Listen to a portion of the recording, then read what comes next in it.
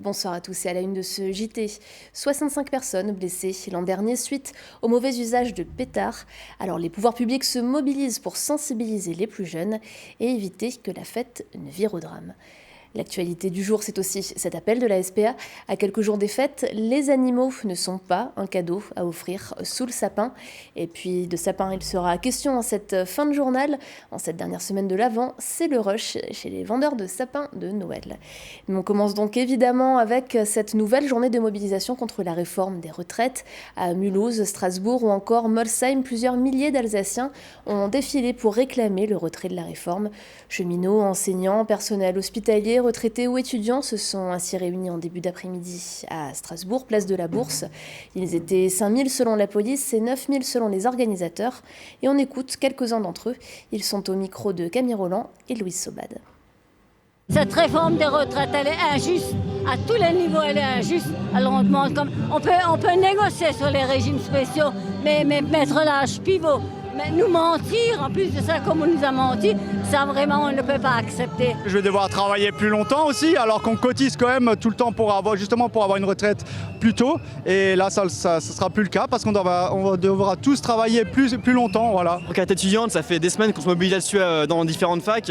Et en fait, il y a un peu un taux, un peu des politiques qu'on tenait depuis des années, où justement, en fait, on veut des conditions d'études, de vie, de travail, en fait, qui soient décentes, quoi. C'est pour ça qu'on se bat pour des meilleures conditions de vie, tout simplement. Les soignants sont abîmés à la fin de leur métier.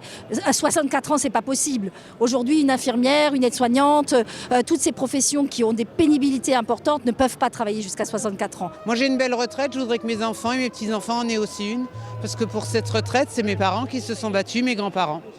Donc aujourd'hui, je suis là pour avoir une retraite par répartition et pas une retraite à points. On espère qu'on sera nombreux aujourd'hui et que ça fera enfin entendre à ce gouvernement qu'il y a quand même une majorité de gens qui sont contre leur réforme et qu'ils arrêtent d'insister dans ce sens-là, qu'ils retirent leur réforme, qu'ils recommencent de vraies négociations pour améliorer le système actuel. Mais c'est pas la peine de casser quelque chose qui marche.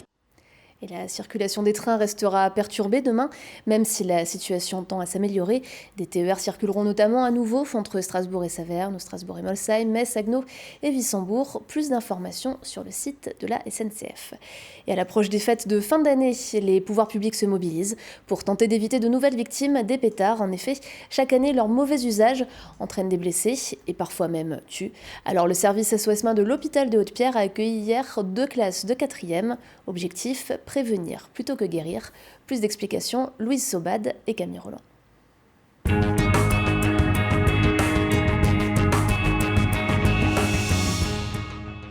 Mademoiselle qui fait semblant de pas me voir. Alors, est-ce qu'on a le droit d'acheter des pétards en Allemagne, c'est plus proche, en Belgique, dans un autre pays?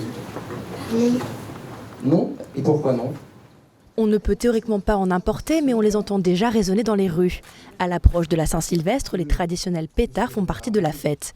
Mais leur mauvais usage provoque chaque année de nombreux blessés. C'est pourquoi la préfecture du Bas-Rhin, la ville et l'Eurométropole de Strasbourg organisent depuis 12 ans une campagne de prévention auprès des collégiens, souvent les premières victimes, mais pas toujours au courant des dangers.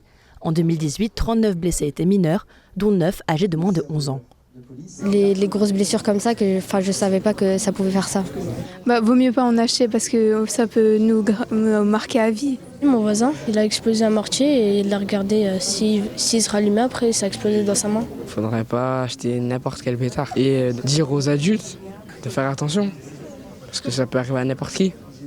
Les mains levées, les adolescents se sont prêtés pendant un après-midi au jeu des questions-réponses. Face à eux, élus, agents de sécurité, pompiers et docteurs étaient là pour les sensibiliser aux usages des pétards et rappeler les gestes de précaution, les risques et la réglementation des artifices. On leur a demandé d'ailleurs aux jeunes, est-ce qu'on peut remplacer les pétards par quelque chose? Silence. Donc on a manifestement affaire à une tradition culturelle. On ne va pas interdire cette pratique, on essaie de la contrôler, de la juguler, de la réguler pour qu'elle soit la moins nocive et la plus festive possible. Justement avec l'interdiction, d'abord des catégories de pétards, fusées et autres mortiers les plus dangereux, ensuite avec des conseils d'utilisation. Pour rappel, la vente de pétards est interdite aux moins de 12 ans. Seuls les artifices de catégorie 1 sont autorisés aux mineurs et leur transport est prohibé dans les bus et trams.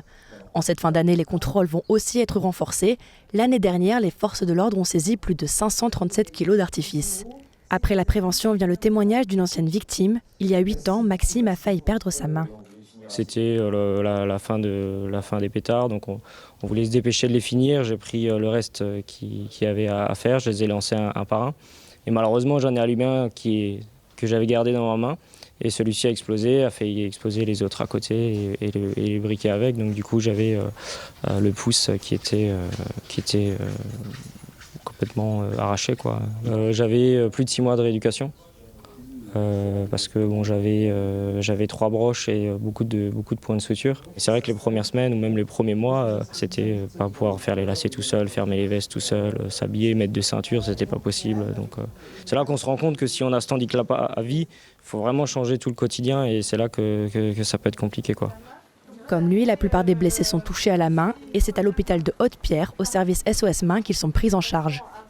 Le patient, donc, est amené en salle opératoire. Dans la salle d'opération, les chirurgiens opèrent le plus souvent des luxations du pouce. Ce sont des blessures déjà qui sont difficiles à réparer. On fait de la microchirurgie, on essaye de réimplanter les doigts, de réparer différentes lésions. Ensuite, il y a derrière la rééducation. Il peut y avoir, même si on a réussi à réparer, des lésions et des séquelles et un handicap important, notamment si on n'a pas réussi à réimplanter un ou plusieurs doigts. Et après l'opération, place à la rééducation. Dans la salle d'appareillage, les élèves découvrent comment sont fabriquées les orthèses, ces appareils qui aident les articulations à retrouver leur fonction. Donc là, on va faire une tomine, une orthèse qui s'appelle une tomine. Donc nous, on travaille à base de patrons. Je te le pique. Donc c'est des patrons qu'on a fait, tout simplement, c'est des formes. Et qu'on applique, on va l'appliquer comme ça. Après, ce qui est super important dans les orthèses, c'est les degrés, c'est l'amplitude qu'on met au niveau de l'articulation. Ici, il n'y aura pas de réveillon pour le service. En cette période critique, 2 équipes seront mobilisées toute la nuit. Et chaque année, après les fêtes, c'est la même histoire. Les SPA voient arriver lapins, chats ou chiens offerts sous le sapin. Un cadeau pas toujours bien accueilli s'il n'est pas souhaité ou pas préparé. Alors les refuges tirent la sonnette d'alarme. Un animal n'est pas enjoué. En ce moment, rien qu'à Strasbourg, une 50aine de chiens et une 60aine de chats sont accueillis, sans compter les cochons d'Inde, hamsters ou lapins. On écoute tout de suite Danielle Gilliot, elle est présidente de la SPA de Strasbourg. Il y en a qui viennent en disant je vais offrir un cadeau à mon enfant, à ma grand-mère, à mon conjoint, à une amie.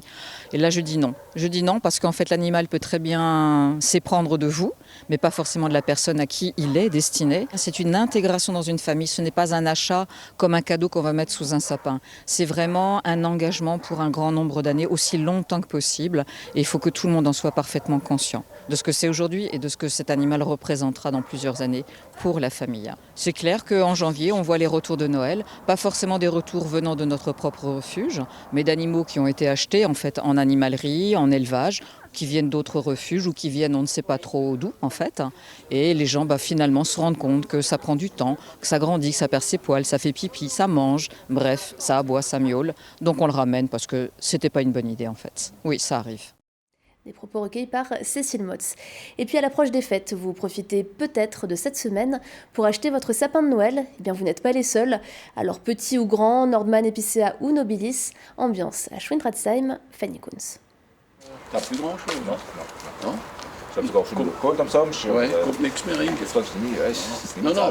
Il n'en reste peut-être plus beaucoup, mais les derniers clients se pressent encore pour acheter leur sapin de Noël. Garantie d'une fraîcheur incomparable ou tout simplement retardataire, toutes les raisons sont bonnes pour venir chercher son sapin en dernière minute. Et cette année ne fait pas figure d'exception, à Schwindratzheim, Didier a toujours quelques sapins en stock, une semaine avant les fêtes. Bien sûr, ça vient encore. Et je pense que cette année, de toute façon, comme vous voyez, ça va être un peu juste. Donc je pense que tous les sapins vont être vendus. On peut dire que c'est plutôt les grands sapins qui sont partis. Voilà. Bon, les moyens aussi, il n'y a pas de souci, mais c'était plus parti sur les grands sapins. Oui. À côté des plus modernes Nordmann et Nobilis, cette année, l'arbre de Noël se veut plus traditionnel. Le sapin de nos grands-mères revient tout doucement sur le devant de la scène.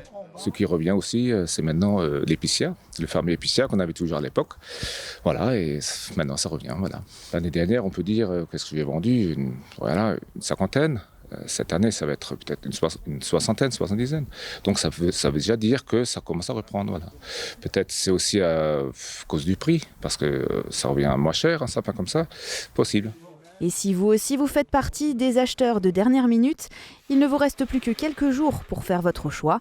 Parmi les nombreux vendeurs de sapins en Alsace, il y en aura bien un pour faire votre bonheur. Et pour terminer ce journal, c'est comme tous les soirs l'image du jour. Elle est signée Oliviane. Oubliez les trains, le site Visite Alsace vous propose 5 lieux magiques pour vivre un Noël d'autrefois dans notre région. Au Königsbourg, le château vous propose les 21 et 22 décembre prochains de déambuler de nuit au cœur de la forteresse à la lueur des lanternes. À l'écomusée, dans les allées aux guirlandes lumineuses, suivez des personnages en costume le long d'un parcours spectacle intitulé Rêve et veillée. À Turkheim, 3 veilleurs se relayent encore et vous content l'histoire de la cité tout en ponctuant l'itinéraire d'anecdotes et de chants en alsacien. À Ribeauvillé, remontez le temps avec un Noël médiéval, avec jongleurs, manants, baladins ou encore cracheurs de feu. Enfin à Neuf-Brisac, place aux sangliers à la broche, animaux de la ferme et aux costumes d'époque lors du marché de Noël 1700.